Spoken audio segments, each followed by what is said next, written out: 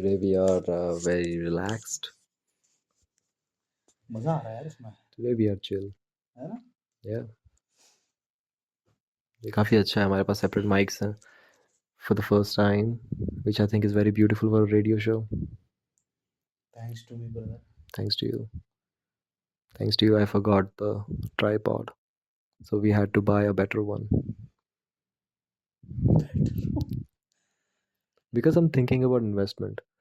और इन्वेस्टमेंट्स में मेरे पास नॉर्मली ऐसे आता है कि जब भी हम किसी चीज़ की इन्वेस्टमेंट सोचते हैं तो हम ऐसे सोचते हैं हमें बदले में क्या मिलेगा। मैं किसी कंपनी में इन्वेस्ट कर रहा हूँ, मुझे कुछ पैसा चाहिए वापस, राइट? पर जो चीज़ मुझे वापस मिल रही है उससे, वो केवल पैसा ही थोड़ा ना है। इन्वेस्टमेंट के बारे में जब भी हम सोचते हैं ऐसा, क्योंकि अगर हम सोचें कि ठीक है, अगर किसी को इक्विपमेंट रखना है टू प्रोड्यूस सर्टेन थिंग्स, तो उसको उसमें इन्वेस्टमेंट करना पड़ेगा। वो जो पैसा लगाएगा उस पैसे से अगर उसमें दिमाग है तो वो और पैसा कमा लेगा। पर इन्वेस्टमेंट केवल वही नहीं होती। अच्छी इन्वेस्टमेंट आई थिंक वो होता है जब आपके पास पीस ऑफ माइंड है। फॉर एग्जांपल, अच्छा तभी होता है, बाकी टाइम पे अच्छा नहीं है आपके पास, पीस ऑफ जैसे माइंड नहीं है, आपकी इन्वेस्टमेंट गलत जगह है उस टाइम पे। You are wasting your time, या फिर you are playing video games throughout. But something about language that I find fascinating is कि pay attention to the word video game. जब मैंने बोला कि we need some equipment for a better video game production wise, and दूसरे में video game खेलने वाला। सो I thought कि अच्छा ठीक है, with just that, which is those 4-5 words, आप दो मतलब बता रहे हो एक तरह से, and that is very witty. वो इंसानों को इंटरेस्टिंग लगता है कि वाओ। फॉर एग्जाम्पल, डबल एंटांड्रेस जब कभी अगर किसी हिप हॉप बार में आते हैं, एकदम एक ऑ एक्सपीरियंस होती है यार। एक ऑ एक्सपीरियंस होती है कि डैम, इस आदमी ने ये किया। क्यों होता है ऐसा? वो ऑ फैक्टर कहाँ से आता है तेरे हिसाब से? ऑफ फैक्टर, आई मीन मेरे को मेनली यही लगता है कि अगर किसी चीज़ के बारे में तुझे पता ना हो तो एकदम से देख लें उसे। जैसे सपोज कर हम एम के बाहर सुनते हैं एकदम से, कैसे में वर्ड्स को ऐसे मैंने करता है कि वो सिमिलर होते हैं राइटिंग में, पर लेकिन उनका कुछ और मतलब भी होता है। और एग्जैक्टली। फैसिनेटिंग चीज़ लगती है वो ना, हर एक की ऐसा लगता है वो ना, ऐसा लगता है कि यार मैं इस चीज़ के केपेबल भी था कभी, कि ऐसा मैंने कभी सोचा क्यों नहीं, और एकदम से हिट होता है, वाह ये बढ़िया चीज़ है। एग्जैक्टली।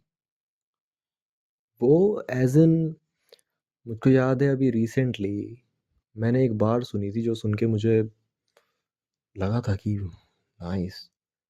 बिकॉज मेरे साथ हमेशा पता है कैसे हुआ है, जैसे कि मैंने ज़िंदगी में सबसे पहले, I am being very vulnerable right now, पर मैंने सबसे पहले आई थिंक 2007 2008 में, उस टाइम पे कौन से गाने चल रहे थे? उस समय हनी सिंह के गाने चल रहे थे, जो हिप हॉप था इंडिया में। इंडिया में।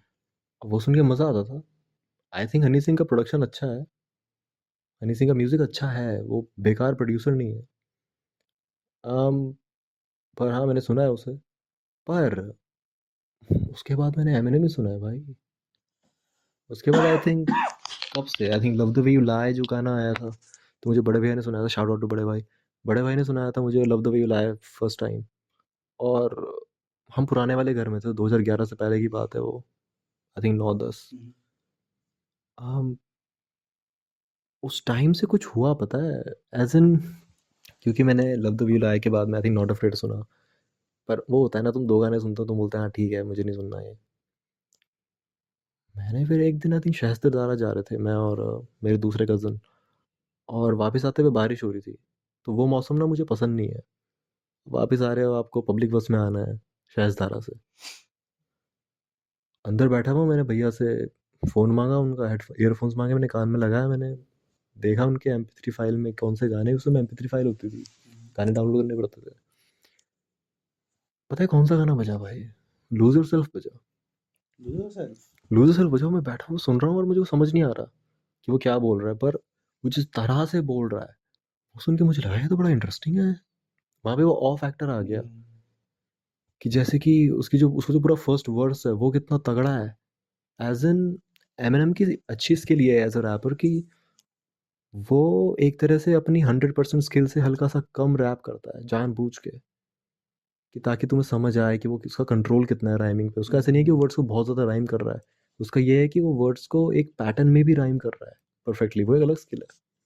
मैंने तो सबसे पहले एमएनएम सुना था स्कूल टाइम पे। तो पहले ना हम क्या करते थे, वो सीडीज नहीं आती थी, अ, उसे राइड करवाते थे, डीवीडी वगैरह 10-20 रुपए की आती थी आई थिंक। वो एक दुकान थी, वहाँ पे जाके ना तू अगर उससे सॉन्ग्स भरवाएगा ना तो उसके वो लेता था कितने, 20 रुपए 10 रुपए। 30 रुपए एक एल्बम के ऐसे कुछ करके भी एल्बम होता था। एल्बम का अलग था और एक होता था मिक्स। ये उस समय जो पॉपुलर गाने चल रहे हैं वो मिक्स करके ना तुम्हें डीवीडी में राइड करके भरवाएगा। तो उस समय मैंने देखा ये मॉकिंग बर्ड का लिखा हुआ है इसमें। क्रेजी गाना है। मैं सुना मॉकिंग बर्ड, अच्छा गाना है, प्यारा गाना है बहुत। फिर उसके बाद मैंने सर्च किया किसने गा रखा वो।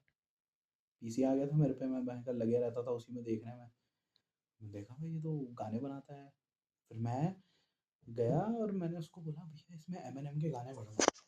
और वो ना दुकानदार को नहीं पता, अब ना उसे नहीं पता एमएनएम का। फिर मैंने उसे दिखाया सर्च करके ये है एमएनएम। उसने बोला अच्छा मैं सर्च करता हूँ। फिर इसने उसने टॉप वगैरह निकाले उसके वगैरह करके। तो वहाँ से सुना था मैंने एमएनएम, बल्कि उस वक्त तक मेरे को एल्बम का आइडिया भी नहीं था क्या होती थी एल्बम। सही बताता हूँ, मेरे पास लगता था कि एक गाना है सिंगर ने प्रोड्यूस कर दिया, वो आ गया, हमने सुन लिया। और उस समय हम मोस्टली इतना डीप भी नहीं सुनते थे उसको यार, इतना मैं तो इतना ज़्यादा डीप भी नहीं सुन सकता था उसको कि इसके सिलेबल्स का ये मतलब है पता मोस्टली। है, जैसे एल्बम्स की बात जब भी आती है ना, आई थिंक मैंने पहली बार कोई एल्बम सुनी होगी तो आई थिंक वो पिंक फ्लॉयड की एल्बम थी। फर्स्ट टाइम मैंने कोई एल्बम सुनी होगी, क्योंकि I think dark side of the moon थी। और मैंने बहुत टाइम से वो एल्बम नहीं सुनी है अभी, तो मुझे वो मैं आइडिया भूल गया हूँ कि मेरे दिमाग में क्या चलता था। पर उस एल्बम में यूनिटी थी। ऐसा था कि अगर तू उस गाने को सीक्वेंस में बजाएगा तो एक स्टोरी बता रहा है वो तुझे थ्रू आउट द एल्बम। तब मेरे दिमाग में आया कि अच्छा हाँ ठीक है, ये जब एल्बम बनाते हैं तो एल्बम भी तो यूनिट है। कि जैसे माइकल जैक्सन की थ्रिलर फॉर एग्जांपल बहुत बड़ी एल्बम बोली जाती है। मैंने कहा उस एल्बम, वो एल्बम फेमस है, वो गाना फेमस नहीं है, वो एल्बम फेमस है। तब मैंने सब लोगों की एल्बम सुननी शुरू किया। पता क्या पता चला? फॉर एग्जांपल जब मैंने एमिनेम सुना, मुझे पूरा कॉन्सेप्ट समझ आया भाई, पूरी एल्बम का कॉन्सेप्ट है। ऐसे ही नहीं फेंका हुआ कि बस रैंडम गाने डाल रखे हैं, बल्कि एक सीक्वेंस सोचा हुआ है पूरे गानों का। और उस पूरी एल्बम की एक थीम है, और उसकी साउंड में भी एक थीम है। हाँ मतलब वो मुझे बहुत अच्छा लगता है यार, कि म्यूजिकली मेरे कितने को, अच्छे हाँ आर्टिस्ट है दुनिया में। वही सेम बिल्कुल। मैंने सबसे पहले देखा था, मैं ना सर्च कर रहा था तो मेरे को दिखा रिकवरी लिखा हुआ। तो उसमें एक फोटो थी, उसमें ऐसे पीठ के टोपी पहन के जैकेट पहन के ऐसे चल रहा है कोई आगे, और पीछे सराउंडिंग में स्ट्रीट है चल रहा है। मैंने बोला यार कूल सी लग रही इमेज काफ़ी। मैंने डाउनलोड करी, मैंने बोला इसको तो वॉलपेपर लगाऊंगा मैं। लगाई, फिर मैंने देखा हाँ, फिर देखा मैंने इसमें तो बढ़िया बढ़िया गाने हैं बहुत। बहुत तगड़े गाने हैं उसमें। उसी में तो लब द वे आया जो मैंने हाँ सुना था। लब द वे यू लाए तो मेरे वीडियो थी, वो देखता था मैं। और मैं नहीं, ना भाई ने ला रखी थी वो कहीं से। फिर मैंने सुना ये कौन है, ये इसमें लड़की गा रही पहले, फिर रिहाना का पता चला। अच्छा गाना था यार, बहुत मज़ा आ गया था उसे सुन के। लब द वे अच्छा गाना है, पर पता है मेरे लिए वो इतना अच्छा, मतलब मैं लब द वे आए को ना मैं सुनता ही नहीं। वो गाना बहुत मुझे वैसा लगता है कि जैसे उसमें एक लाइन है जो बड़ी डबल एंटांड है, पर थोड़ी अजीब सी लाइन है।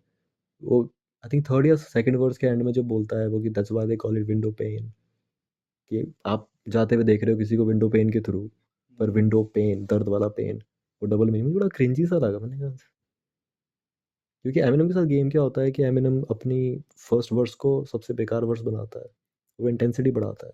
अच्छा। तो उसका लास्ट वर्स जो होगा, उसकी लास्ट लाइन भाई हमेशा तुझे एकदम गट पंच देगी, हमेशा। लव द वे लाई में वो बात नहीं है। गाने में शुरू में बहुत अच्छा है, बीच में बहुत अच्छा है, साउंड अच्छी है, म्यूजिक अच्छा है, उसका फ्लो अच्छा है उसमें। पर बार्स में ना वहाँ पे वो गेम थोड़ा खट्टा हो जाता है, तो मैं गाना सुनता ही नहीं फिर। थीम का हो सकता है बार बार तो यार। मेरे को लब द वे लाया पार्ट 2 आया था, वो अच्छा लगा वो था। बेटर है। लव द वे अच्छा लाई लगा टू था। टू पार्ट टू बहुत बेटर है। बल्कि हाँ, मतलब मेन से बेटर है। हाँ, मेन से बेटर है वो। तो मेरे को ना वो अच्छा लगा था यार उसका। पता है लव द वे आई किसने लिखा है as a song writer, guess कर। तूने एमिनेम का एक और गाना सुना है जो सेम लड़की ने लिखा है, सेम सॉन्ग राइटर ने, जिसने लव द वे आई लिखा? कौन है वो? कौन सा गाना है मतलब? तूने सुना लास्ट वन स्टैंडिंग? हाँ, उसमें लास्ट जो वन लड़की गा स्टैंडिंग। रही है स्काइलर ग्रे, वो है। उसने लिखा है लव द उसने वे लिखा है I. Love the way I. Eminem का वर्स थोड़ी लिखा होगा यार। एमिनेम का वर्स नहीं, पर वो जो सॉन्ग राइटिंग है उसमें वो उसका वर्स एमिनेम नहीं का लिख वर्स सकती। थोड़ी लिखा होगा, तो मैं सोच रहा है नहीं, वो वो। उसका वर्स नहीं लिख सकती भाई वो। I think not because she is a woman, नहीं, तभी मैं बोलने वाला नॉट था। Because she is a woman, पर क्योंकि एमिनेम की एज अ बार काफी ऊपर है। एमिनेम की बार काफी ऊपर है। आप कैसे अब नहीं लिख सकते वैसे। मैं तो बोलने वाला था, तूने बोला ना उसका लास्ट वर्स खराब हो गया। उस- मीन उसी में सेम जॉनरा में मैंने वो देखा था यार, सबसे दूसरी वीडियो मैंने वो देखी थी, जिसमें दिखा रहे होते हैं छत में होता है एमएनएम की बिल्डिंग के, नॉट अफ्रेड में ही होता है शायद, वो बता रहा नॉट होता है। अफ्रेड है, हाँ। और बढ़िया गाना समझ रहा है, इसको सुन के ना हाइप सी फील आ रही है, हाइप पड़ रहा है एंकर। पर वही बात है वर्ड्स की। रिकवरी का बेस्ट गाना कौन सा है तेरे हिसाब से, और क्यों? यार मेरे लिए तो नॉट अफ्रेड तगड़ा है यार। मैं मतलब मेरे लिए तो नॉस्टैल्जिक हो बजता है ना, तो मेरे को याद आ जाता है मैंने पहली बार कब सुना था ये। उसमें बार्स भी हैं। हाँ, वो गंदे स्पीकर नहीं होते थे पहले, उसमें आते थे बार्स भी वो हैं। वायर वाले, वो जेब्रोनिक्स के, दो गंदे, वो उसमें सुनता था मैं, फटती थी उसमें आवाज। मजा आता था। वो एल्बम है बहुत काफ़ी अच्छी एल्बम है। और इंटरेस्टिंग बात यह है कि रिकवरी आने से पहले कौन सी एल्बम आई थी? रिलैप्स। तो रिलैप्स के बाद रिकवरी। ओके, कॉन्सेप्चुअल है वैसे में। रिकवरी के बाद कौन सी एल्बम आई थी? Marshall Mathers LP2। तो उसका अलग सीन है। उसके बाद कौन सी आई थी? रिवाइवल। तो एमिनेम की डिस्कोग्राफी में 3 एल्बम्स हैं। 2009 की रिवाइवल, 2010 की रिकवरी, और 2015 की रिवाइवल। वैसे में सबसे पहले रिलैप्स, सॉरी, रिलैप्स, रिकवरी और रिवाइवल।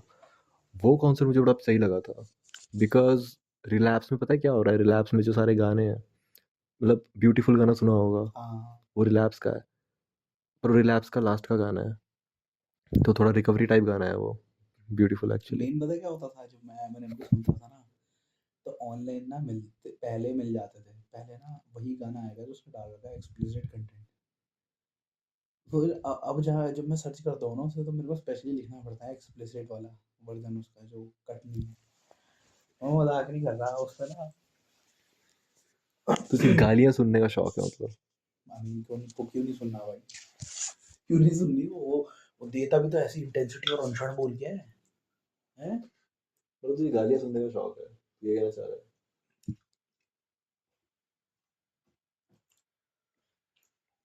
जो ये पीता है, आई मीन उसके बाद।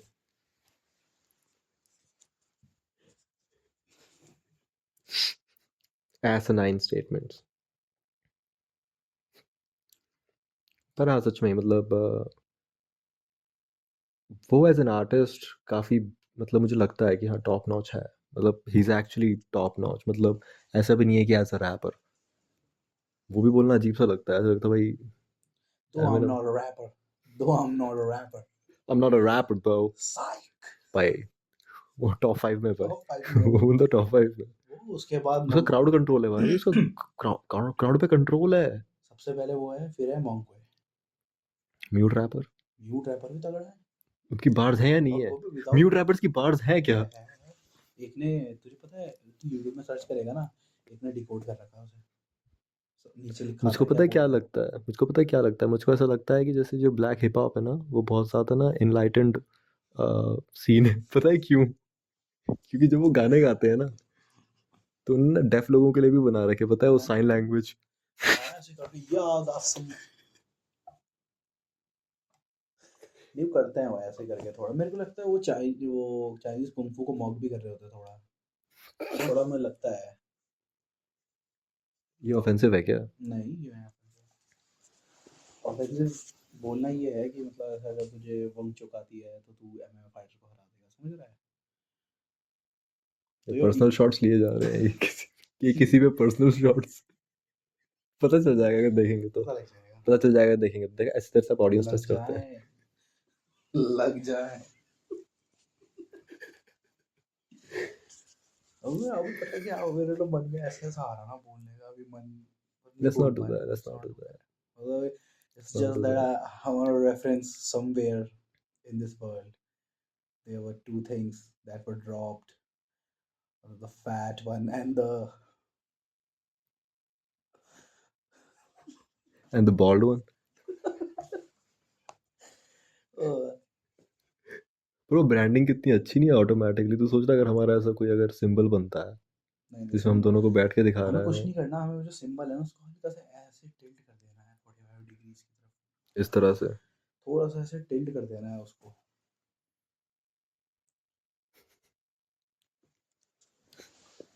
आई गेट इट, मतलब वो रेफरेंस देखते हैं।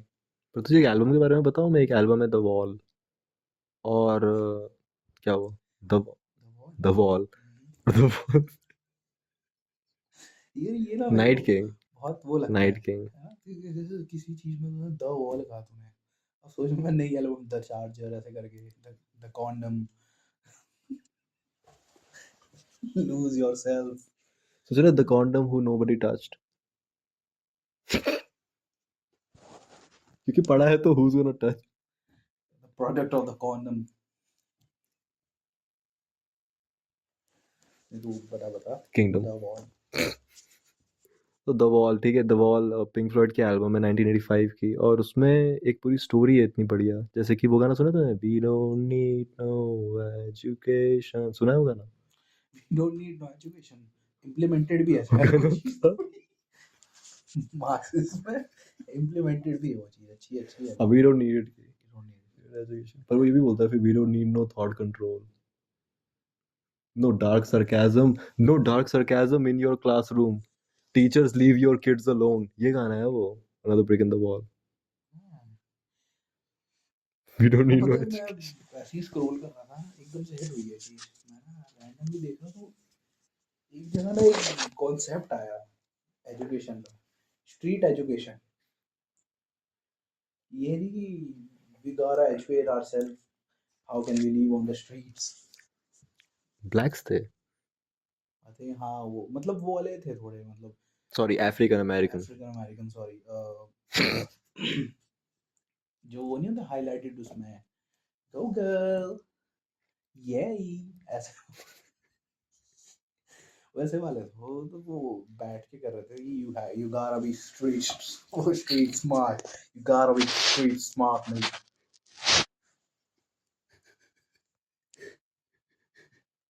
नहीं नहीं नहीं लेट्स मूव फॉरवर्ड। नहीं, मेरे मन में आया है कि वही हिट करा मेरे को, तूने बोला ना वी डोंट नीड एजुकेशन, तो मेरे को लगा वहाँ पे है पहले से एक स्ट्रक्चर एजुकेशन का। पर आपको एजुकेशन नहीं चाहिए तो आपको क्या चाहिए? Let's think about it. अगर किसी आदमी को एजुकेशन नहीं चाहिए भाई उसे उसे ऐसे ही रहना है। क्या चाहिए उसे? मार चाहिए शायद, gonna whoop his ass, gotta whoop his ass। Whoopies ass. Whoopies, whoopies जो आता है whoopies चीज। हाँ। but it looks like testicles but it's woofies ass. It's small. I was like, wait for the time। Fencing की बात करते। Borders walls Walls। Walls. तो mainly मेरे को ये लगता है जैसे हम डिस्कशन कर रहे हैं, ठीक है, सिर्फ और सिर्फ ताकि किस चीज़ के लिए, ताकि लोग ऑफेंड ना हो अगर किसी भी चीज़ के लिए, हम कॉन्टेक्स्ट समझने के लिए वर्ड्स को ऐसे ट्विस्ट कर रहे हैं, तो काफ़ी फैसिनेटिंग चीज़ लगती है उस वे में मेरे को वर्ड्स की, लैंग्वेज में। अब लैंग्वेज में मतलब बोलता है, अब ऐसा है कि if you are having a conversation in Hindi और इंग्लिश, ठीक है, कल्चरल वाइज वही है कि इंटरप्रिटेशन होगा अगर उसका, तो मीनिंग कुछ और हो सकता है किसी भी लैंग्वेज में उसका। आई मीन एक्सेप्टिंग नेचर से अगर देखें तो लोग करते नहीं है, एकदम से डायरेक्ट उसमें ले लेते हैं उसको, इंटरप्रिटेशन को। ये क्या हो गया बता? मैं कोट्स ढूंढ रहा था क्योंकि मेरे दिमाग में आइडिया आता है बाद में बताऊंगा। पर रैप है जैसे, ठीक है, रैप सब लोग एक ही डिग्री में सुनते हैं क्या? जैसे सपोज कर कि हम लोग हैं, हम लोग को सुना है डी कोड करना, मीनिंग पता चला, भयंकर कि ये ट्विस्ट है, twist of the musician universe है। ऐसे मैं क्वेश्चन पूछता हूँ, म्यूजिशियन का क्या इंटेंशन है? ज़्यादा अगर हिट कोई करना। आदमी इतनी मेहनत करता है अपने म्यूजिक में और कोई लोग उसका म्यूजिक एंजॉय कर रहे हैं, उसने कुछ सोचा है तभी तो वो साउंड गई है, नहीं, नहीं, वो चीज़ है, इंटेंशनल है। वो चीज़ है, वो चीज़ मैं तो मानता वो हूँ। आर्टिस्ट को आप अच्छी होमेज भी तो दे रहे हो भाई, उसने हाँ, काम किया है। हाँ, हाँ, उसने काम मतलब किया आप क्या चाहते हो? पर कुछ लोग हैं जैसे सपोज़ कर कि वो सुनता है, ठीक है? वो बस सुन रहे हैं वाइब करने के लिए, वो मेरे को समझ नहीं आता। कुछ स्टेटस के लिए सुन रहे हैं, they don't really understand but they pretend कि दे डू। वो भी तो होता है कि ओ मैं एमिनेम सुनता हूँ भाई, yo Eminem is the greatest rapper. क्यों? तो क्योंकि क्यों सब का जवाब तो देना भाई। तूने केवल love the way you lie सुना है और तूने मोकिंग बर्ड विदाउट मी सुना है अभी, क्योंकि वो रील में फेमस हुआ था। नॉट अलाइक तेरे दोस्त द ने रियल सुना है। स्लिम शेडी सुना है? सुन तो द रियल स्लिम शेडी, मैं तेरी बात नहीं कर रहा भाई, अरे तू मज़ाक अच्छा कर रहा हूँ लिसनर भाई। है, तू अच्छा लिसनर है। तो तूने तो खस्सी गाने सुने हैं, ठीक है, और फिर उसके बाद में तू कह रहा है कि अच्छा हाँ दिस पर्सन, हाँ तू सही बोल रहा है, ही इज, पर तू गलत कारण के लिए सही बोल रहा है भाई उसे। तूने तो सुना ही नहीं कुछ भी, कोई बात समझ ही नहीं आती, उसको कुछ बात समझ ही नहीं आती। It's kind of weird, it's boring too. नहीं है थोड़ा मतलब पर अब ईडीएम में क्या समझेगा तू? मीडिया में तो कुछ भी नहीं है आई थिंक, अब पता नहीं भाई, अब भाई डीजेस का मेरे को वो समझ नहीं भी आता, समझ तो नहीं मतलब आता। वो भी एक तरीके से देख ईडीएम है ना, जैसे वो रिटर्न तो है नहीं कुछ, उसमें बस म्यूज़िक बज रहा है। हम वाइब करने के लिए सुन रहे हैं उसको। पर कुछ कम्प्लेक्सिटी होती होगी ना उनकी भी, कॉम्प्लेक्सिटी होती होगी कि तो हमें नहीं पता। हुँ। पता नहीं क्या होती होगी वैसे। पर मैं काफ़ी को जानता हूँ ना, मुझे पता है वो कॉम्प्लेक्सिटी समझने लायक नहीं है। पर वो पसंद करते हैं उस चीज़ को। वो मेरे को समझ नहीं करें आता। करें, आपकी मर्जी है भाई, इट्स अ फ्री प्लेस। अब जो करना है आप करो, मुझे नहीं करना मुझे भाई। रीज़न जानना है ना। कोई रीज़न ही नहीं भाई, अब मैं क्या बताऊँ। You gotta do something, you can't pay attention to these things, you can't waste your time thinking about this shit. तो पता करके क्या करेगा? तू कोशिश तू करूँगा सुनने की। क्या करने मुझे की? समझ में नहीं आता ना। तुझे मजा नहीं आता कोई गाना सुनते हुए? वही तो मैं कह रहा, आता है खत्म कहानी भाई, फिर तुझे क्या चाहिए और? अबे एक बार क्या हुआ, मैं सनमन गया हैदराबाद में ना, तो वहाँ पे गाने बज रहे थे, ठीक है? सब वाइब ले रहे हैं पहले तो। फिर जो मेन पर्सन था जो आना था, अब ना सिद्धांत और मैंने सोच रहा कि कैमरे लेट्स पे नॉट टेक क्या, names. Let's not take names. तब हमने कैमरा नहीं निकाला, हम वाइब कर रहे हैं, देख रहे हैं मस्त भयंकर कूद रहे, वो कह रहा है कि वो एंगेज कर रहा है ऑडियंस को। अब ना हम लोग हैं थोड़े गरीब, तो हमने ले ली थी पीछे ही सीट, जो मतलब खड़े होने का स्टैंड होता है जो। तो यार एकदम से सडनली क्या हुआ, जैसे ही वो बंदा आया ना स्टेज में, पूरी ऑडियंस ने कैमरा ऐसे कर रखा है, ठीक है? पूरी ऑडियंस ने कैमरा ऐसे कर रखा है, ठीक है? जब से वो आया, जब से वो गया, तब तक उनके कैमरे ऐसे ही थे। और मैं कूद रहा सिद्धांत को वो अरे यार, मैं कूद रहा हूँ, ऐसे में आराम मज़ा से नहीं आता वैसे मज़े में, ले तो रहा हूँ। फिर उसमें ऐसे में मज़ा नहीं आता फिर, थोड़ा अनोइंग लगता है। तो उसके बाद बताऊँ, जैसे टूल है, टूल के कॉन्सर्ट्स में ना फ़ोन निकालना बैन है। हैं? हाँ बैन है भाई, और मेनर्ड ने रीज़न बताया, मेनर्ड कह रहा है कि मुझे कुछ मतलब नहीं, तो मेरी फ़ोटो खींचो कुछ भी करो। पर वो कह रहा है जिन लोगों ने पैसा दिया है, जो पीछे हैं तुमसे, कितना रूड है कि तुम ऐसे हाथ निकाल के बस वीडियो बना के उनका व्यू ब्लॉक कर रहे हो। नहीं तो उसने इसलिए बैन किया हुआ है। जो हमारे साथ थे सेम ऐसा नहीं है कि वही कर रहे थे आगे वाले, उसमें वो नहीं है कोई। पर जो एंजॉय करना चाहते हैं, जिनके लिए एक्चुअली म्यूज़िक है, थोड़े बहुत टाइम थे वेस्ट मान हो लो, रहा है। थोड़े बहुत थे जो वाइब करते, नाच रहे, कूद रहे, मज़ा आ रहा देख के उन्हें कि खुश है। वो एक सीन आया था तो आर्टिस्ट कहता है कि everyone everyone will go down करके, और कौन एकदम से आर्टिस्ट था ये? अरे यार डीजे स्नेक है क्या उसका नाम? सही बंदा है। हाँ, तो उसने बोला टर्न डाउन फॉर व्हाट बज रहा था। उसने बोला एवरीबॉडी विल गो डाउन, और जैसे मैं बोलूँगा सब कूदना, वो ड्रोन शॉट बन रहा था। कोई नहीं गया भाई, कोई भी नहीं। यार मैं तुम्हें बात बताना चाहता हूँ, जैसे मतलब टर्न डाउन फॉर व्हाट है, वो गाना मैं कभी नहीं सुनना चाहूँगा भाई ज़िंदगी में। बजा रहा का सुनने तू आ रखा है उस और आर्टिस्ट मैं को। पब्लिक में सुनना ही चाहूँगा वो गाना यार, तू खुद बता मेरे को। अब उसने तू वो कभी अपनी इच्छा से बजाएगा वो गाना? तू कहीं गया है? ऐसा कोई इंसान है इस धरती पे जिनके साथ जाके तू टर्न डाउन फॉर व्हाट बजाएगा भाई, अपने भाई स्पीकर पे, अपने फ़ोन लेके? नहीं, नहीं, फ़ोन में तो नहीं बजाया मैंने वही ऐसा। तो मैं कह रहा हूँ। स्पीकर में मैंने बजा रखा है, आई मीन ऐसा नहीं है। तूने टर्न डाउन फॉर व्हाट ज़्यादा बजाया है या तूने बाकी गाने हैं? जो ढंग के हैं, जो तूने ज़्यादा बजाए हैं टर्न डाउन फॉर व्हाट से। वो तो बहुत कम बजा रखा है मैंने टर्न डाउन फॉर व्हाट को। और मतलब अब तू पैसे दे के if you are coming to a show and you want to enjoy करके तो यू तू हैव टू चल रहा एंजॉय। है तो तू देख ना भाई, मजे लो ना फिर। सही बात है। टर्न डाउन फॉर व्हाट भाई? टर्न अप, हाँ तो टर्न डू अप हो सम तो स्टफ। वही तो वो कह रहा है, turn down for what. Turn down for what? इसके लिए टर्न डाउन। सोच लो वो अगर अपने कॉन्सर्ट की तरफ उंगली करके बोले इसके लिए टर्न डाउन, की टर्न बात है। Down for this, you people came for this, इस तरह से एक तरह से You बेइज्जती कर रहा है people ऑडियंस came, की। you you came for that shit. It would be weird अगर ईडीएम सुन के Turn you are down for coming. what? नहीं, उसने बोला होगा टर्न डाउन व्हाट ऐसे करके।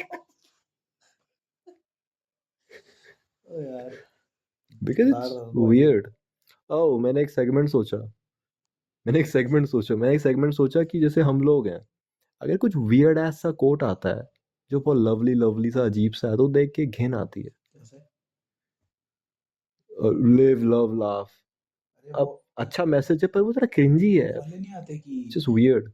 I am working from a मामा 100, ऐसे नहीं आते थे वो कोट्स आते थे इंस्टाग्राम में फालतू फालतू अजीब के। नहीं है, हाँ, तो लाइक वो बुलशिट है।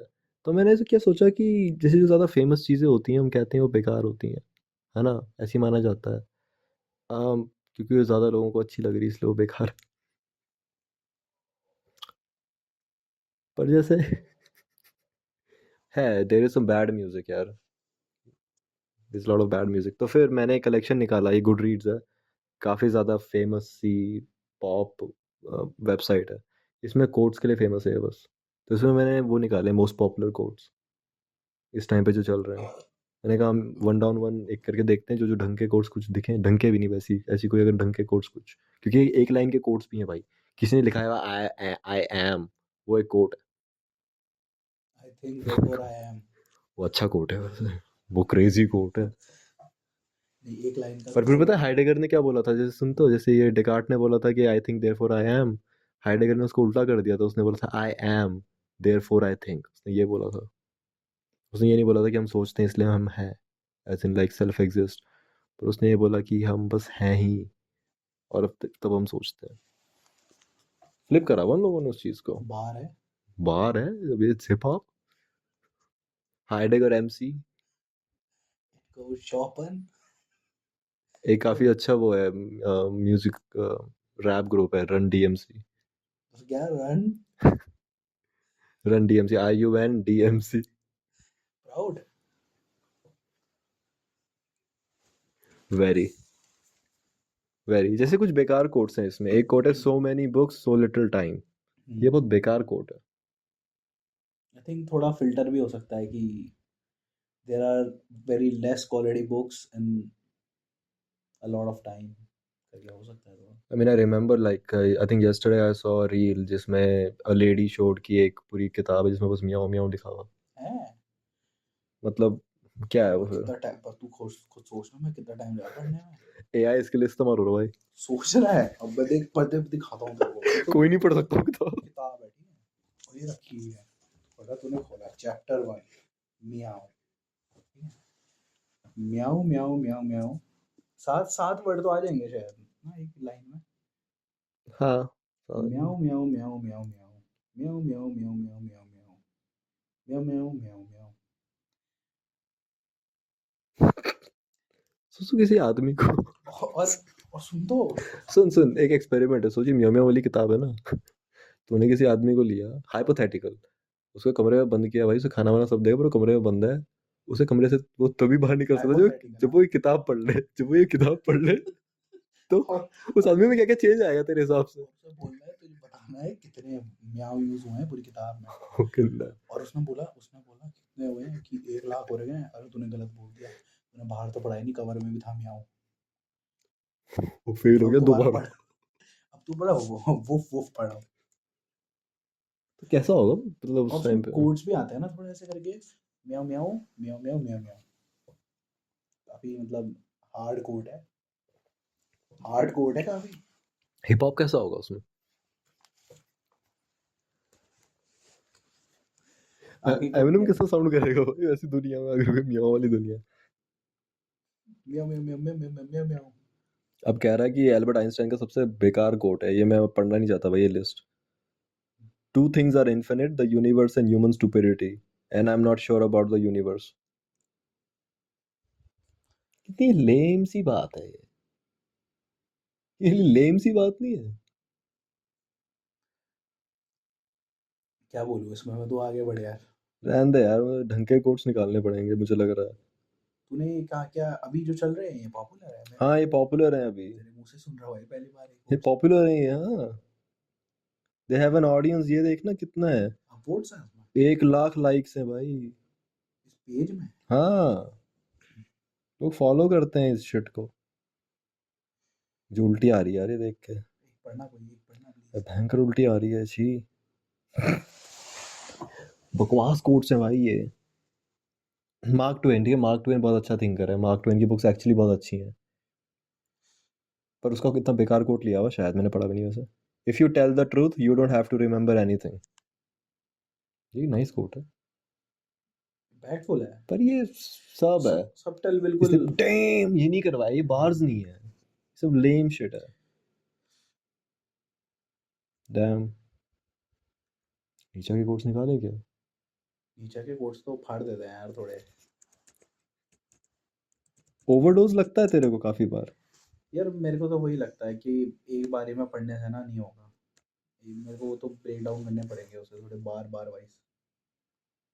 पहला कोट देख क्या है, without music life would be a mistake. पहला कोट ये है इसका। ठीक है, खास नहीं है वाला।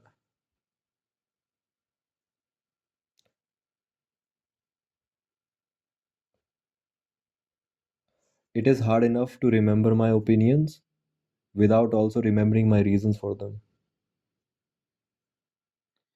ये मैं वही तो कह रहा हूँ, देख अब तू कंपेयर कर, ठीक है, दोनों को कंपेयर कर। तू ना ये सुनेगा ना तो थोड़ा पॉज लेगा। इसके पता है कितने लाइक्स हैं? 10,000। मैं कहता रहा हूँ जो अच्छी चीज़ होती है वो रेयर होती है भाई, कम लोगों की ही होती है वो एक किस्मत में कि वो एक्सपीरियंस कर पाए। बाकी लोग बस टर्न डाउन फॉर वर्ड करना चाहते हैं, पर जो है जो सच में म्यूजिक में है वो लोग तो नहीं सुनते भाई ऐसे। वो लोग काफ़ी इंटरेस्टिंग स्टफ सुनते हैं, क्योंकि आई थिंक देहरादून में भी हिप हॉप बहुत अच्छा चल रहा है, तो अंडरग्राउंड में ये लोग कर रहे हैं अपना जो भी कर रहे हैं, तो इट्स रियली नाइस। मैं एक जगह गया था, मुझे एक लड़का मिला था वहाँ पे, और वो कुछ शूट कर रहा था, तो वो जब आया मैंने उससे पूछा तेरा यूट्यूब क्या है, कि मुझे पता है कि अच्छा लगता है कोई पूछे यूट्यूब क्या है तुम्हारा। मुझे यूट्यूब क्या है तेरा, उसने बताया मेरे को, हमने हिप हॉप की बात की, तो मैंने उससे पूछा कि ठीक है तेरी क्या इन्फ्लुएंसेस हैं, क्योंकि मुझे लगता है वो काफ़ी अच्छा क्वेश्चन है।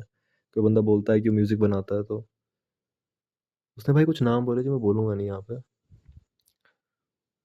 इज्जत खत्म होगी भाई उस बंदे के लिए। मैंने कहा छी, बकवास आर्टिस्ट आप सुन रहे हो? मैंने कहा चल भाई कोई गाना सुनाना अपना, मुझे लगा शायद मे बी आर्टिस्ट पसंद हो, गाने अच्छे हैं उसके, तो समझ नहीं आ रहा क्या बोल रहा। इतना ज़्यादा उन्होंने उसमें मतलब EQ लगाया हुआ, इतना ज़्यादा प्रोडक्ट, इतना ओवर प्रोड्यूस किया हुआ कि वो फ्लैट फॉल कर रहा था।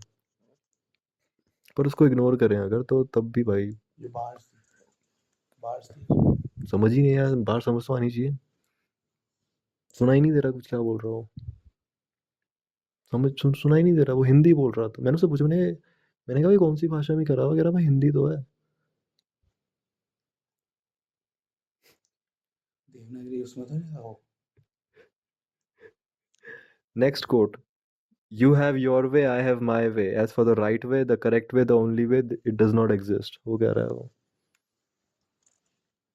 पर आज ये भी लेम एज बार्स लग रही है मेरे को, ये पेज ही बेकार है शायद, तूने ढूंढा कैसे? ये पेज ही बेकार है। तूने अभी भी ढूंढा ना है रामगौर? मुझे कह रहा है कि मैं ढूंढ के बैठा हुआ हूँ। अभी तो ढूंढा, तभी तो ढूंढ के बैठा। मुझे लगा सोच के आया होगा कहीं से ढूंढे इसने। वो सोच के कहाँ थोड़ा है आया, मैंने अभी सोचा है। जो बुक थी वो तेरे भाई? कौन सी वाली? ओ पढ़ लेना, वो पढ़नी है क्या? वो पढ़नी है? कंटिन्यू करते हैं उसको। ऑलराइट माय मैन, निकालते हैं फिर से। देखा जो हमने क्या प्लान किया था आज, जो प्लान किया था वो हुआ ही नहीं। अभी हुआ है। You got your way, they've got our way.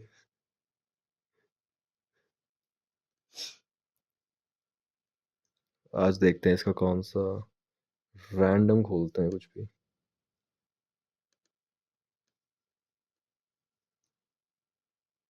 है भी तो इतने बड़े बड़े ये ना।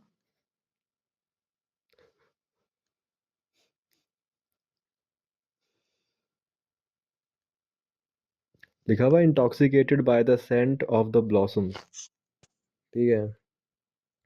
It is supposed that the ship of humanity has always a deeper draught, the heavier it is laden. It is believed that the deeper a man thinks, the more delicately he feels, the higher he values himself, the greater his distance from the other animals. The more he appears as a genius amongst the animals, all the nearer will he approach the real essence of the world and its knowledge. This he actually does too through science, but he means to do so still more through his religion and his arts. Okay. These certainly are blossoms of the world, but by no means any nearer to the root of the world than the stalk. तो ये उससे disagree कर रहा है जिसने फिर शुरू में बोला। नहीं, मेरे को लग रहा है एक तरीके से वो कह रहा है कि एक तरीके से अगर कुछ पाता है ना तो कुछ होता है। जितना हैवी लोडेड होगा उतना ज़्यादा हम्म, ड्राउट होगा उसमें। अच्छा, आगे कहता है कि it is not possible to understand the nature of things better through them, although almost everyone believes he can. देखिए इसकी बार्स हैं, ऐसे धीरे धीरे धीरे इंटेंसिटी बढ़ाता है और एंड में एक पंच लाइन है। Error, error has made man so deep, sensitive, and inventive that he has put forth such blossoms as religions and arts. as Religions and arts. okay. Pure knowledge could never have been capable of it. Whoever were to unveil for us the essence of the world would give us all the most disagreeable delusionment. यार हम तो इसी की बात कर रहे थे बाहर जब मैं वो डिल्यूजन की बात कर रहा था उससे पर्सनली। वही पेज आ गया। Not the world as thing in itself. तो थिंग इन इट सेल्फ पता है तुझे? थिंग इन इट सेल्फ ऐसा होता है कि जैसे कि ये लैपटॉप है, ये पर्टिकुलर कलर का अपीयर हो रहा है तुझे, पर वो तो कलर है ना, बस तेरा पर्सपेक्टिव है। पर ये असली में क्या है, वो है थिंग इन इट सेल्फ। समझ रहा है? जिससे तेरा परसेप्शन बन रहा है वो थिंग इन इट सेल्फ है। तो यहाँ पे कहता है not the world as thing in itself, but the world as representation, as error. It's so full of meaning, so deep, so wonderful, bearing happiness and unhappiness in its bosom। कि life में pleasure और जो pen है वो दोनों चीज़ें equally important है। वो लाइफ के फ्रूट्स हैं एक तरह से, उसके बॉसम्स हैं, ब्लॉसम्स है सॉरी, नहीं बॉसम है। बाहर से हिप हॉप नहीं है ये हिप हॉप नहीं है, ये सीरियस एकेडमिक बुक है भाई। Last line, this result leads to a philosophy of the logical denial of the world, which however can be combined with a practical world wo- with a practical world affirming just as well with its opposite। तो ये कह रहा है कि जिस तरह से happiness and happiness भी है, उसी तरह से ये लोग भी हैं जो क्या बोलते हैं, दुनिया को एक सब्जेक्टिव वे में ही देखते हैं बस।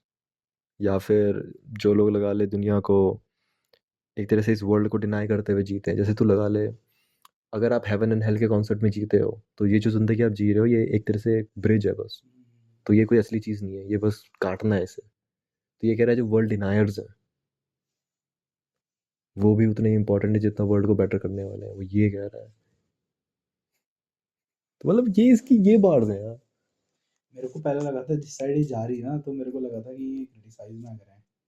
ये कर रहा था, ये सब उसने सबको क्रिटिसाइज किया है। हाँ, सबको कर रखा है पर उसने इम्पोर्टेंस बता रखी है सबकी।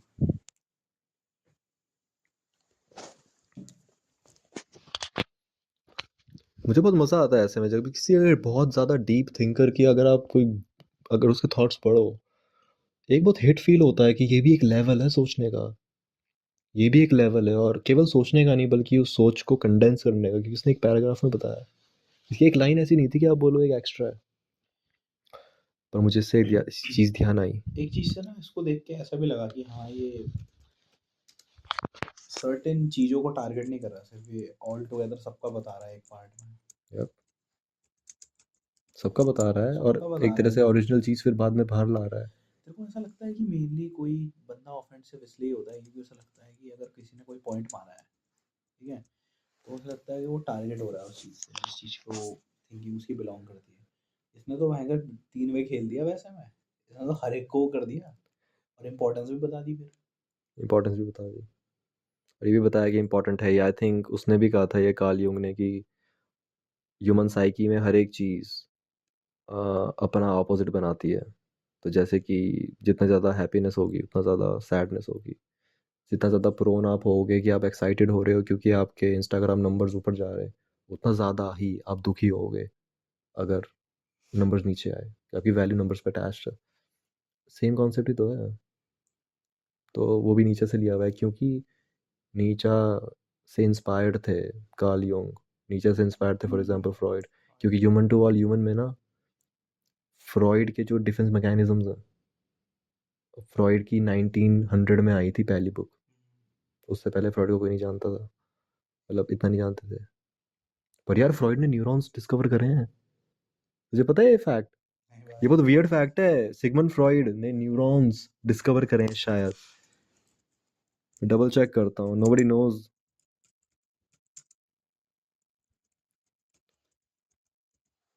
न्यूरॉन्स का काफी वियर्ड चीज थी।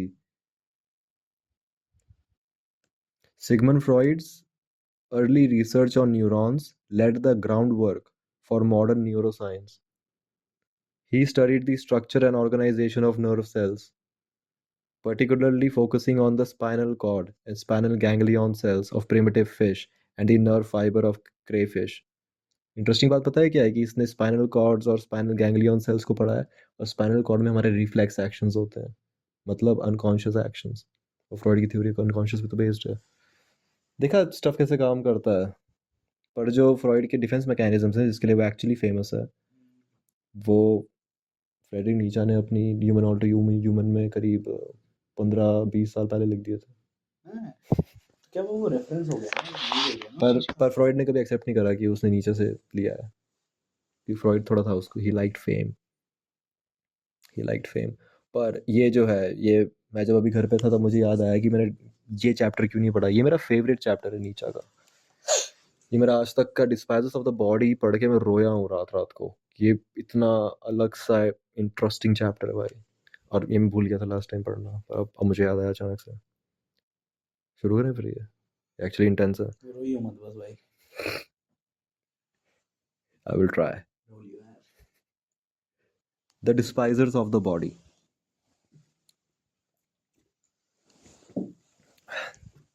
To the despisers of the body will I speak my word. I wish them neither to learn afresh nor teach anew, but only to bid farewell to their own bodies, and thus be dumb. हो गया मैं क्या?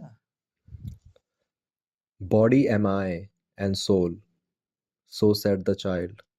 And why should one not speak like children? Body am I and soul. ठीक है, ये बच्चे ने बोला.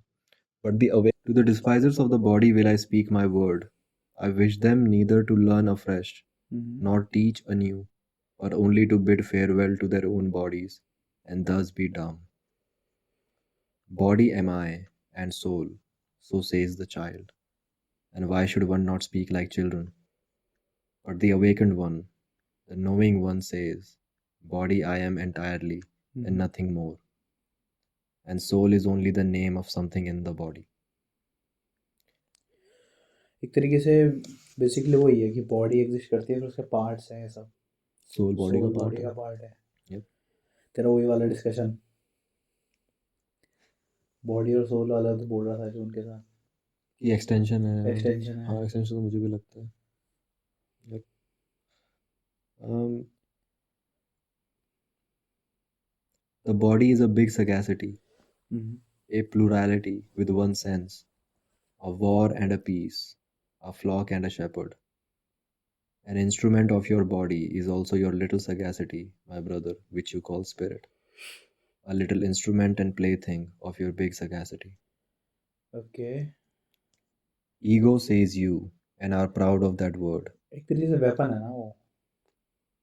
Little sagacity हाँ, एक तरह से टूल है। स्पिरिट टूल है, Spirit एक मतलब तरह से वही टूल टूल है है।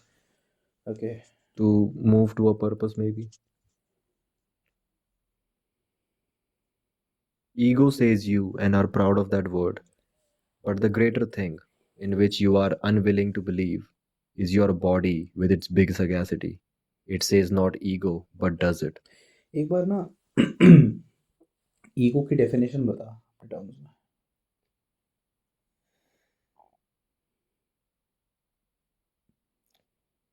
ईगो जैसे कभी नोटिस किया है कि अगर एक एनिमल है और उस एनिमल को अगर आप कॉर्नर्ड कर दो तो वो एक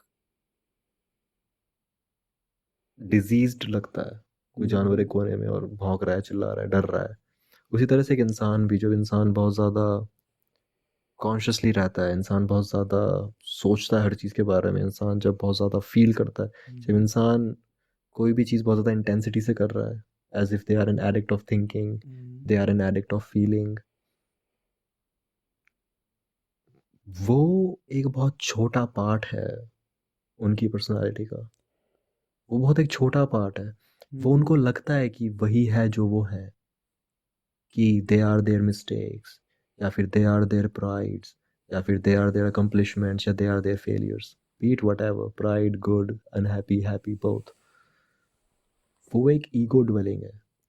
समझ पा रहा है? उसमें एक वो उनकी बहुत छोटी साइड है लाइफ की, something which is only a percentage in a pool of this big potential that they have to increase their experience, for example, of life. वो जो बड़ा पार्ट है वो सेल्फ है, जिसमें नहीं, आई कैन वो सी, और नहीं। ईगो जो है वो वही है।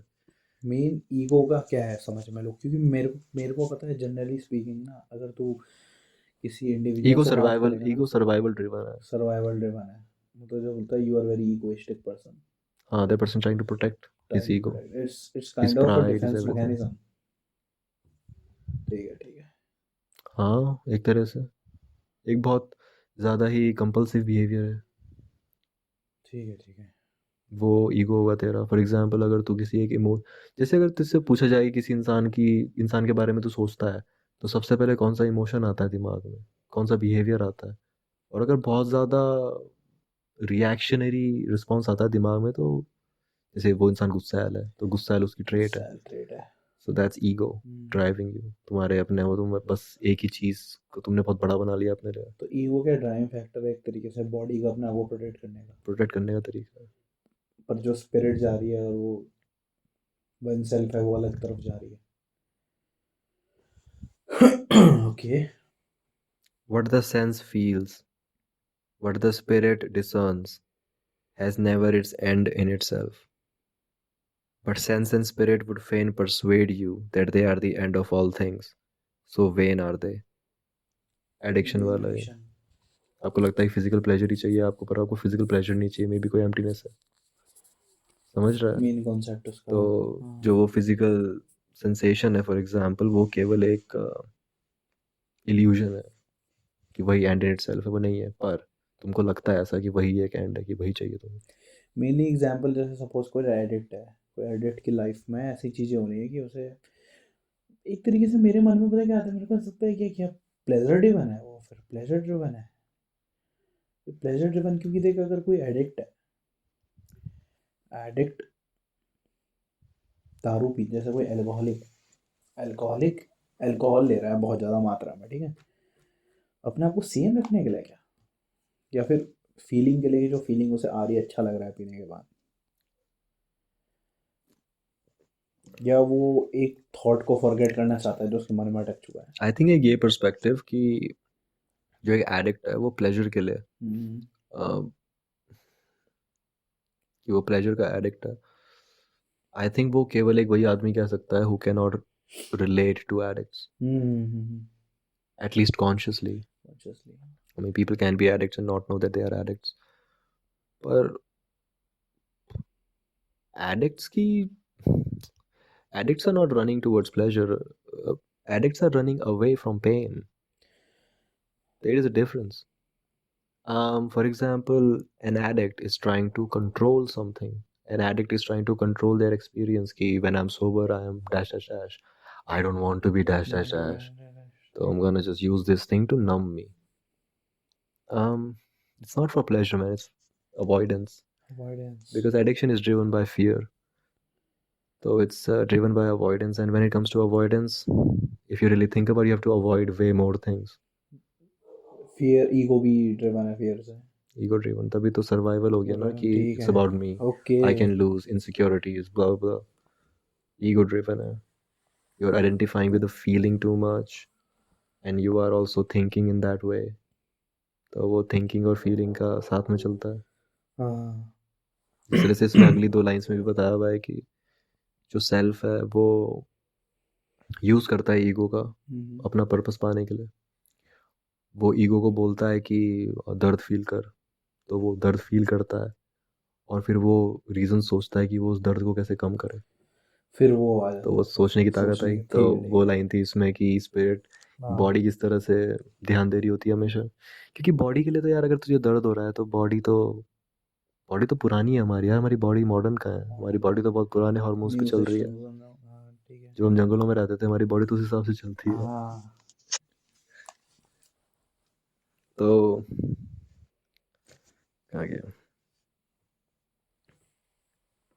The self says to the ego, feel pain, and thereupon it suffers and thinks how it may put an end to it. And for that very purpose it is meant to think. The self says to the ego, feel pleasure, thereupon it rejoices and thinks how it may oftentimes rejoice. And for that very purpose it is meant to think. Addiction ही है. Addiction ही है. मतलब self ही बता रहा है उसे. Self ही बता रहा है वो करने के लिए प्लेजर पेन दोनों. ठीक है, परसेप्शन वाली बात आती है. ठीक है. फिर कहता है कि to the despisers of the body will I speak a word that what they despise is caused by their esteem. What is it that created esteeming and despising and worth and will? The creating self created for itself esteeming and despising. It created for itself joy and woe. The creating body created for itself spirit as a hand to its will. Will as in जो body को करना है वो body कर पाए इसके लिए उसने स्पिरिट बनाई. जैसे कि जो मनी क्या है, मनी को नेचुरल अकरिंग चीज थोड़ा है. मनी तो बस एक फेथ बेस्ड वैल्यू तो फेक है. वो रियल नहीं है चीज वो. पर वो रियल है क्या? वो है. तो मतलब ठीक है. वो पॉइंटर था यहाँ पे. तो कहता है कि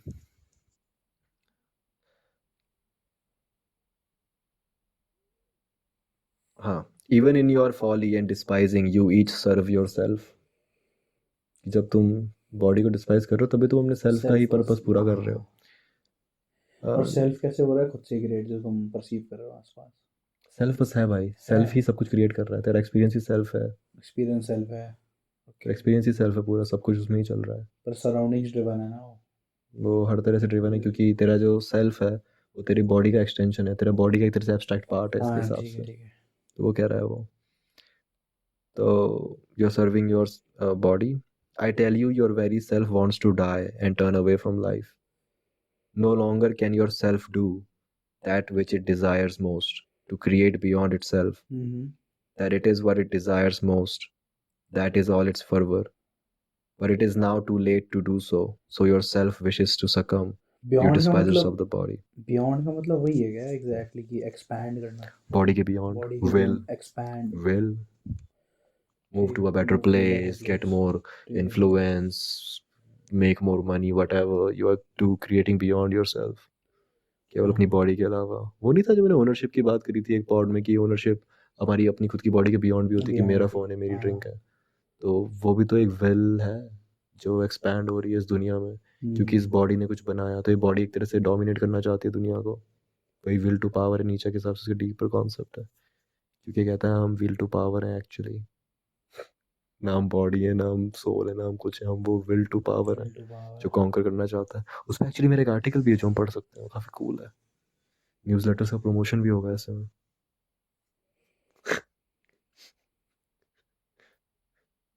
But it is too late to do so, so yourself wishes to die. To succumb, so wishes yourself, and therefore have you become despisers of the body, for you can no longer create beyond yourselves, and therefore you are now angry with life and with the earth, and unconscious envy is in the sidelong look of your contempt. I go not your way, despisers of the body. You are no bridges for me to the Superman. ठीक है। ये ना भाई मैं तेरे को बता रहा हूँ, ये ना लेटर ही है, पता है। पर ना मेरे को एक चीज़, जैसे ये एक कोड था ना, मैं तेरे को बता रहा था पढ़ने के लिए, मेरे को थोड़ा सिमिलर लगा, बस डिफरेंट एक्सपीरियंसेस में लगा, पता है। डिस्पाइजर्स ऑफ द बॉडी ऐसे है तेरा। अब ना लग तो रहा है, मैंने पहली लाइन पढ़ी, मुझे थोड़ा इंटेंस लग रहा है। पढ़ के देख एक बार। As the conch shells echoed across Kurukshetra, Arjuna surveyed the battlefield. What he saw shook him to his core. First of all, it's not Arjuna, it's Arjun. Arjun Teachers who once nurtured him, now enemies. Cousins, friends, and kin ready to slaughter each other. The looming destruction of family lineage and traditions.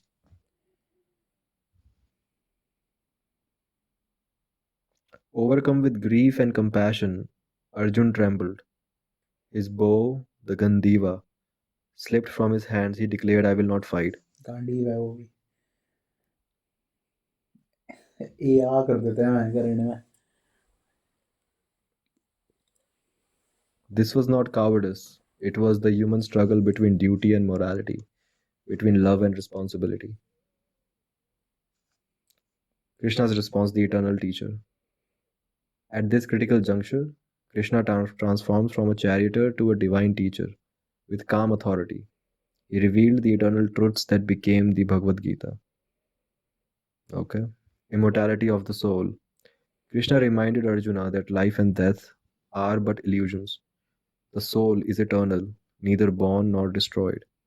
What perishes is only the body.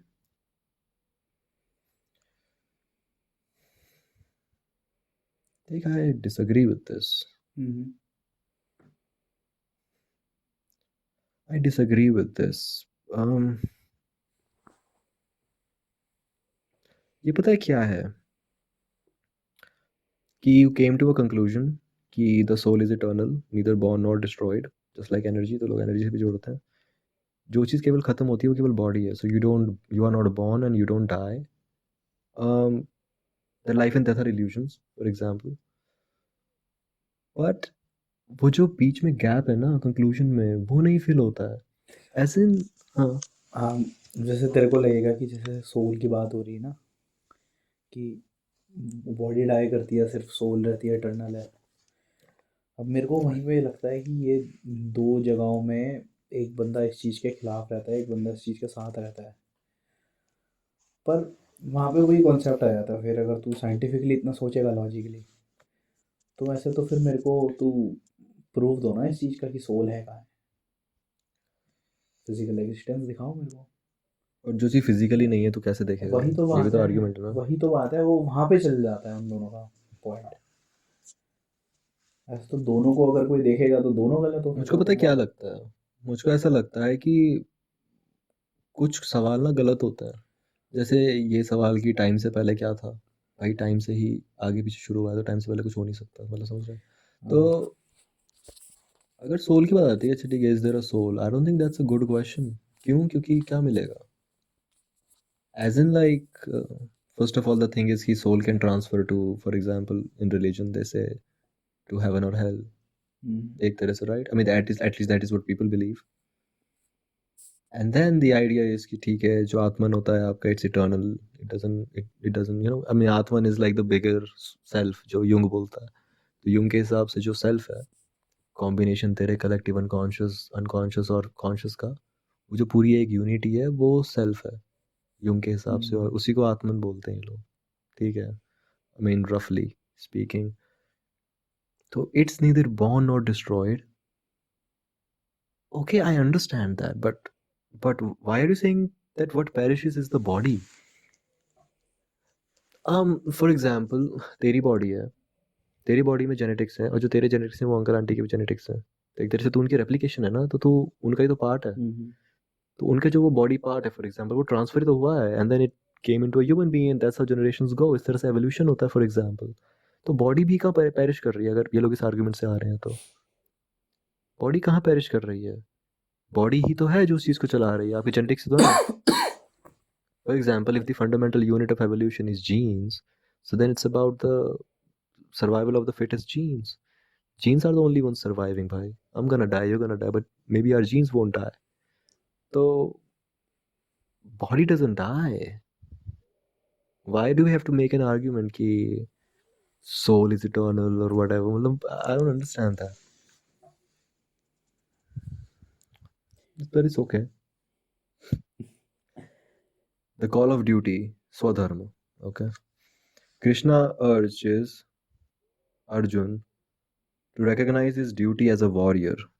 To abandon his role would be dishonor and betrayal of dharma itself.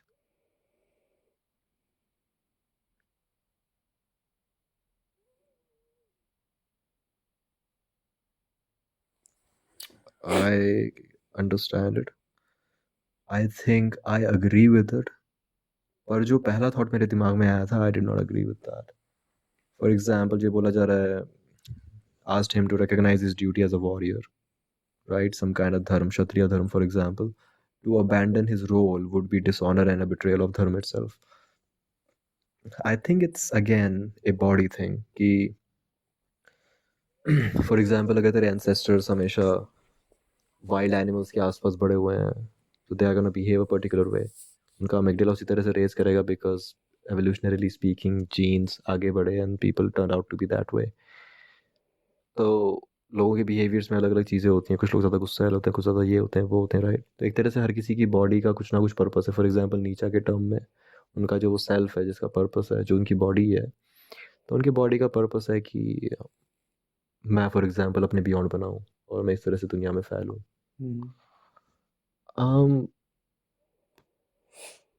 तो जो duty की बात आती है, may be सबकी body की अपनी अपनी ड्यूटीज़ हैं, या ये ड्यूटी पर्पस ही है, समझ रहा है? ड्यूटी पर्पस हो सकता है। ड्यूटी पर्पस ही है क्योंकि आप वही कर रहे हो। वैसे में मेरे को समझ आता है, पर it's still connect to the body more than the soul. तो इसलिए मैं डिसएग्री करता हूँ पिछली वाली लाइन से। We don't have to separate spirit and body. Why do we have to separate for example mind and body? Mind and body are the same thing. Okay, selfless action, karma yoga. Action must be performed without attachment to results. Do your duty, but surrender the fruits to the divine. This became the cornerstone of Karma Yoga, the path of action. I agree with it. I use it in my life too. That's why I can be very diligent with work. So I understand that. Something I find very weird again is our lines like surrender the fruits to the divine. Why is the divine separate from me? I don't understand that. Why do we have to separate the divine? Ki divine is somewhere else. The fruits are also for me. Like human life is not about staying in unity. As in like एक ही तरह से रहना. Human life wants little bit of chaos, for example. So as in like if you are a person who's very process driven and you are not attached to the results, being a little attached, even unconsciously, to the results, I think is a good thing because your results are your goals. Purpose alag hai. Purpose is the feeling that you want to do something, but goals are something that you are attached to and it moves you forward. Why is that a bad thing? Why being attached? Because is attachment only bad? Because it's used in a context, again, we are using language, there's some limit in it, but then we live, we want to move, we want to do great things because we want to experience life more. Like there is, we want to experience more than our body, right? It's not just create beyond yourself, it's also to experience myself fully. वहाँ पे मैं थोड़ा नीचे से अलग जाता हूँ. But why do we have to separate divine from us? I don't understand that. but I agree with it. नाम पच्चीस नाम पच्चीस divine नहीं devotion and surrender bhakti yoga. Beyond duty, Krishna revealed the path of devotion. Surrendering one's heart to God leads to liberation. पता है, I think this translation is kind of weird. मुझे ये लग रहा है. ये वो नहीं है, ये It's not Bhagavad written Gita for dot us. Com का, It's written for people who use Gita as a weapon. ये इंटरप्रिटेशन नहीं है। Yep. क्योंकि ना मेरे को जब तू वाली बात बता रहा था ना, जैसे एज इन अभी हम पूरा वो चैप्टर पढ़ रहे थे, तो उसमें ना बेसिकली तू बता, कोई अगर पढ़ेगा उस इंसान को और कोई क्राइसिस में है इन चीज़ों में, तो वो क्या सोचेगा कि हाँ ये मदद कर रही है या फिर ये और ख़राब कर रही है चीज़ों को? मदद कर रही है, ऑफ कोर्स ना। पर डिपेंड करता है ना वो क्या ले रहे हैं उससे। हाँ, क्या ले रहे हैं उससे। मेन मेरे को सेम वही कॉन्सेप्ट ऐसे में लगा था, पता है कि यार ये थोड़ा हो सकता है सिमिलर,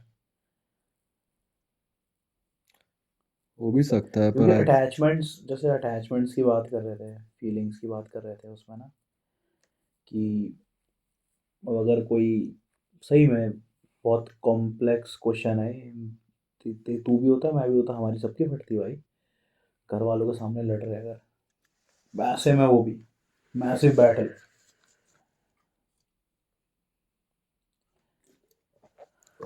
यहाँ पे मेरा पर्सपेक्टिव पता क्या आता है कि जैसे सिंबॉलिकली ऐसे देखता हूँ कि what Arjun did was awesome. It was great what he did. He was true to his duty. I understand the message. I mean, the way I want to understand it.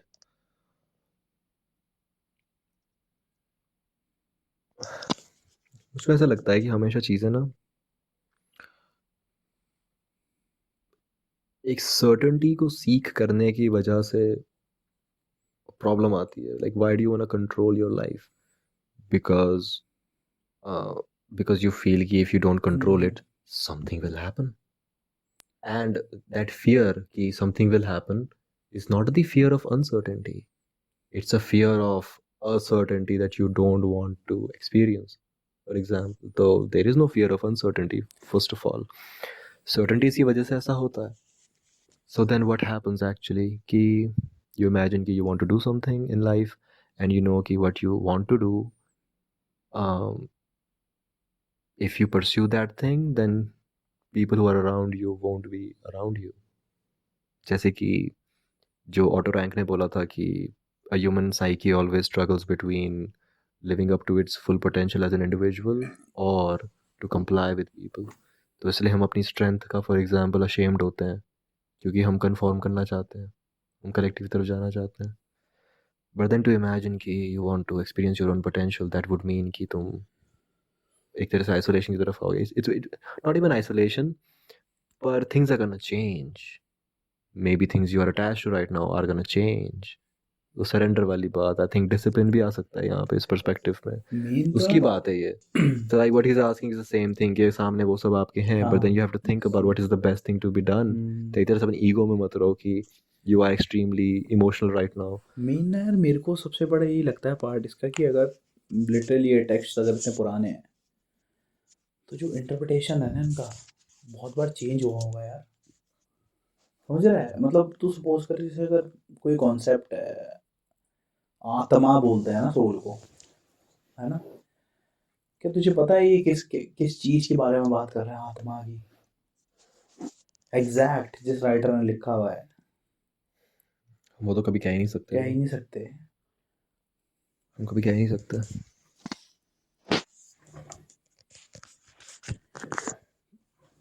क्योंकि कुछ चीज़ें तो हम interpret कर रहे हैं, हमें लग रहा है कि हाँ यार ये तो लिटरली बहुत बढ़िया चीज़ है, पर I mean Hitler used Nietzsche's text to spread his propaganda. I mean वो भी हुआ था. तो people can interpret things in many ways. You have to use them in weird ways. That thing is.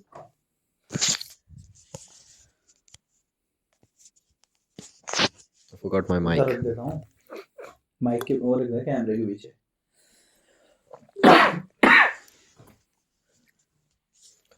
But language is always going to be that way, and I think हम language का use करते हैं to become very certain about things, but language is not gonna ease the craziness. मतलब वो ये evolution आता रहेगा language में भी, तभी चीज़ें बढ़ती रहेंगी, वरना लिमिटेशंस रहेंगी, और Yep. लिमिटेशन तो हमेशा रहेंगी मुझे लगता है। Yep. हमेशा किसी भी चीज़ को और क्या शब्द लाते पर रहेंगे। अगर मैं तुझे ये बताऊं कि जैसे अगर हमें इंसान की साइकी की हिस्ट्री पढ़नी है, नॉर्मल थ्योरीज में क्या आता है कि इंसान ऐसे होते हैं, प्रेजेंट स्टेट। सोशियोलॉजी में थोड़ा आता है कि ये ग्रुप ऑफ इंडिविजुअल्स ऐसे होते हैं, okay, but it's still the group. I am trying to come up with something जिसमें ऐसा लगे कि एक एक्चुअल डेवलपमेंट हमें पता चले साइकोलॉजिकल सोसाइटीज़ का, सब्जेक्टिव नेचर वाली साइड का, लाइक जो फिनोमिनल पार्ट है, फिनोमिनल मतलब सब्जेक्टिव, जो सब्जेक्टिव साइकी है इंसान की, उसकी हिस्ट्री एक तरह से हम एक्यूरेटली अगर पता कर पाएँ। क्योंकि अगर मैं तुझे बोलूँ कि अच्छा ठीक है, हमारी हिस्ट्री क्या है, मैं बस ये बोलूँ तू तेरे लिए ओपन है, तो जो भी चीज़ दिमाग में आए तो हम सोचने लगते हैं वॉर्स में, फॉर एग्जांपल एक्सपीरियंस सोचने लगते हैं। अगर जगह की हिस्ट्री पूछी है तो हम जगह के बारे में हिस्ट्री सोचने लगते हैं, इंडिया पाकिस्तान कुछ भी। तो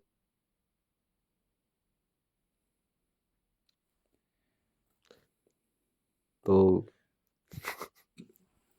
जैसे पास्ट हो गया पूरा सबका, एग्जैक्टली।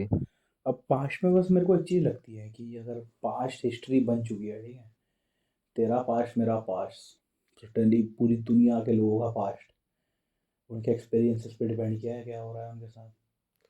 मतलब और तुझे याद है मेमोरी कैसे आती है वापस? हम जिस तरह के स्टेट में होते हैं उसी तरह की मेमोरी को हम एडिट भी कर रहे होते हैं, जैसे तो मैं फिर हिस्ट्री क्या है? मतलब ये भी तो बात है ना फिर। ये वो बात है, पर मेरे को भी लगता है तो कॉम्प्लेक्सिटी है उस चीज़ में कि भयंकर ऐसे तो कैसे पढ़ेगा किसी को भी, इतने सारे लोग हैं, न तो मासेस में ही पढ़ेगा,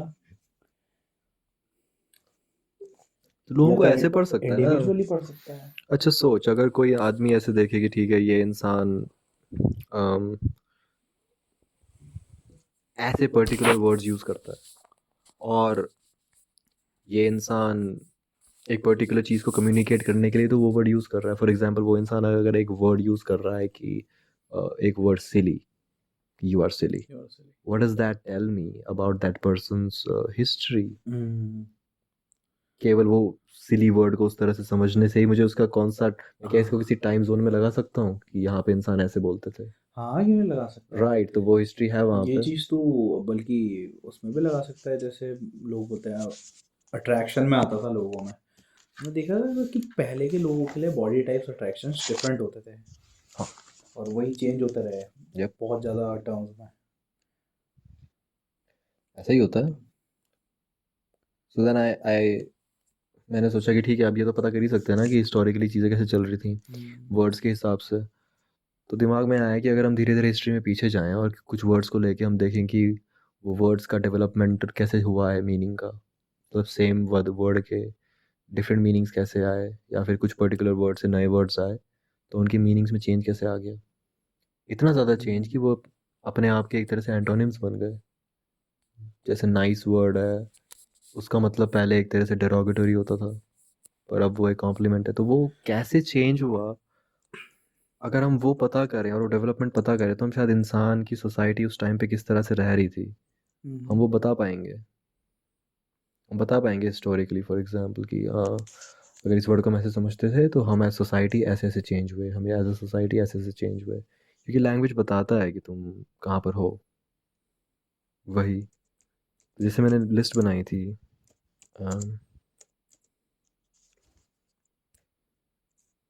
वर्ड्स की जो टाइम के साथ चेंज होते रहे। टाइम के साथ चेंज होते रहे। जैसे हमें याद है, हम पहले बात करते हैं मीक वर्ड का, अब हम गूगल में सर्च करते हैं तो वही आता है। मेरे को तो तुझसे पता चला था लिटरली उसमें कि मीक बाइबल में जो मतलब दे रखा है वगैरह करके, या तो मीक का मतलब मुझे वही लगता था कि वीक है, काफ़ी नेगेटिव वर्ड है। मीक वही होता है, why are you being so meek. हाँ। जैसे जैसे वो यूज़ किया जाता है आई थिंक पावर के लिए, कि एक जो स्टेटमेंट है कि blessed are the meek because they will inherit the earth. तो एक तरह से वैसा लगता है कि अच्छा हाँ, if you are surrendering to God, तो फिर not God actually church, surrendering to church then it's a good thing, see the Bible says that, ठीक है। But then the actual meaning of meek, what is it, right? And is it the same meek? Like people who wrote the Bible, for example, did they really mean to be submissive? That's how you're gonna inherit the earth, right? So meek का for example ये है कि it comes from a Greek word praus, और वो एक military term थी उस time पे। तो जैसे कोई अगर एक घोड़ा है जो काफ़ी स्ट्रांग है, उसको आपने इतना अच्छा ट्रेन कर दिया है कि वो एक्चुअली काफ़ी एक ट्रेनेबल डॉग है, कंट्रोल्ड वो है, हॉर्स है, और उसकी जो स्ट्रेंथ थी, raw strength of being an animal, वो सस्टेन्ड है। तो he can run quicker, he can run for longer, he is very strong at stomping heads वगैरह वगैरह, राइट? तो स्ट्रेंथ अंडर कंट्रोल, कंट्रोल, हाँ। प्रॉस का मतलब वो था, राइट? एंड देन धीरे धीरे क्या हुआ, धीरे धीरे क्या हुआ कि 1200s आता है, एंड 1200s तक ना जो बाइबल थी पुरानी, उसको ट्रांसलेट किया जा रहा था ओल्ड इंग्लिश में। तो कौन ट्रांसलेट कर रहे थे? जो उस टाइम पे मंक्स थे उनके वहाँ पे। तो मंक्स ने प्राउस वर्ड देखा और उन्होंने एक तरह से यही देखा कि स्ट्रेंथ अंडर कंट्रोल वाला सेंस आ रहा है कि आम, आप हो और आप कंट्रोल्ड हो, अच्छा, ये आ रहा है। कंट्रोल। तो they perceived it to mean submission to a master, क्योंकि उनका तो कल्चर वैसी था, हाँ, टीचर, हाँ। गुरु, वटेवर।